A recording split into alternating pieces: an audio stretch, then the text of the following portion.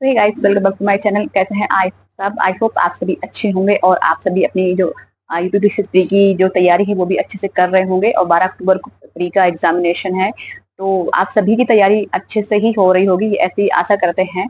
तो हम डिस्कस कर रहे हैं करंट अफेयर कुछ टॉपिक्स पे, जहाँ से क्वेश्चन पिछली बार भी पूछा गया था और पूरी संभावना है कि इस बार क्वेश्चन पूछा जा सकता है वहां से, क्योंकि जो चीजें पहली बार होती हैं वो क्वेश्चन वहां से बनता ही बनता है। और इसके पहले की वीडियो में हम लीड्स को 2024 के बारे में डिस्कस कर चुके थे, जो कि बहुत ही इंपॉर्टेंट है एग्जाम की दृष्टि से। तो अगर आपने अभी तक लीड्स रिपोर्ट्स का जो है अध्ययन नहीं किया है तो उसको अच्छे से कर लीजिएगा।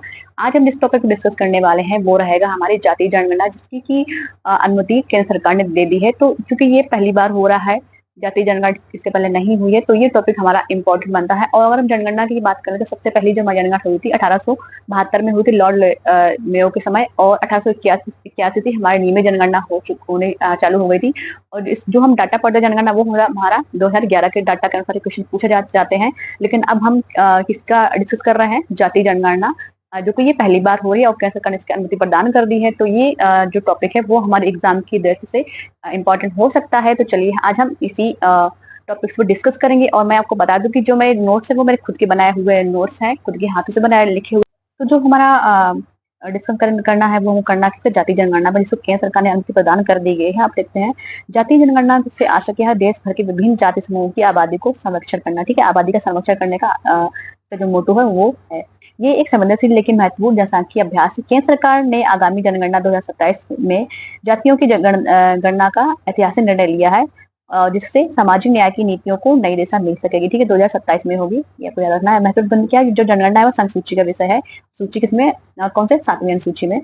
नेक्स्ट होते हैं जनगणना अधिनियम 1948 एवं नियम 1990 के तहत इसे प्रबंधित किया गया। ठीक है, जनगणना अधिनियम कब है? 1948। 16 जून 2025 को भारत की जनसंख्या की जनगणना वर्ष 2027 के दौरान किए जाने की अधिसूचना जारी की गई है। ठीक है, 16 जून 2025 को ये निर्णय लिया गया था और कब जाएगी? 2027 में की जाएगी। ठीक है, ये पॉइंट बहुत इंपॉर्टेंट है। ये जनगणना 2 चरणों में होगी। जम्मू कश्मीर, यानी कि पहला जो चरण होगा वो जम्मू कश्मीर होगा, बर्फ से ढके असमकालिक क्षेत्र है। कौन सा? जम्मू कश्मीर। ठीक है, चरण कितने होंगे? 2 चरण होंगे, ये इंपॉर्टेंट क्वेश्चन है। दूसरा चरण में क्या रहेगा? लद्दाख, हिमाचल प्रदेश और उत्तराखंड में 1 अक्टूबर 2026 से, और बाकी पूरे देश में 1 मार्च 2027 से। ठीक है, 2 चरणों में होगी। कितने चरणों में होंगे? 2 चरणों में होंगे। ठीक है, जम्मू कश्मीर ये क्या है? बर्फ से ढके हुए असमकालिक क्षेत्र है। फिर लद्दाख, फिर हिमाचल प्रदेश और उत्तराखंड। ठीक है, ये 1 अक्टूबर 2026 से यहाँ पे चालू हो जाएगी और 1 मार्च 2027 पूरे देश में चालू हो जाएगी। तो ये वाला पॉइंट हमारा इंपॉर्टेंट है, 2 चरणों में होगी। और कब होगी? 2027 से ये चालू हो जाएगी पूरे देश भर में और इन राज्यों को छोड़ के। ठीक है, 1 अक्टूबर 2026 से इन राज्यों में होगी और 1 मार्च 2027 से बाकी पूरे देश में चालू हो जाएगी। क्योंकि ये पहली बार हो रहा है तो ये टॉपिक हमारे एग्जाम की दृष्टि से बहुत इंपॉर्टेंट है।